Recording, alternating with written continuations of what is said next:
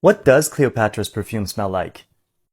Today I'll be smelling two samples from the Mendesian kit I ordered from Dora Goldsmith. And for those of you who don't know who Dora Goldsmith is, she is an Egyptologist, archaeologist, and also an educator who is currently completing her PhD specializing in the archaeology of scent in ancient Egypt.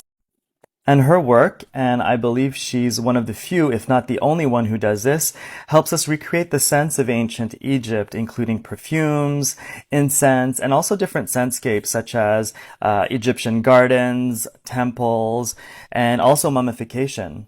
So make sure you check out her work if you want to really go down this fascinating rabbit hole. There are different kits, including kifi and other samples of different scentscapes that you may find in ancient Egypt. I'll be including a few links and interesting articles. So let's take a look at what's included in the Mendesian kit, because I believe this will give you an idea of what are the notes that are included in the two versions of the perfume. It's a beautifully curated kit that includes different types of pine resins, myrrh, different types of myrrh, blue lotus, dried blue lotus, lily, cinnamon, and camphor. And this is what happens when you wait a little bit too long. Camphor is very volatile, so it's gone. And I had to order more to be able to do the next step, which is to actually try to recreate it myself. Mendesian is often referred to as the emblem of ancient Egypt. It was so popular in the ancient world and went beyond the borders of Egypt.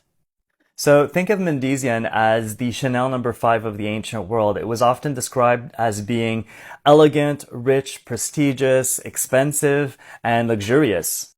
To recreate these two versions of Mendesian, Dora worked with Dr. Sean Cowling, who is a specialist in ancient Greek science.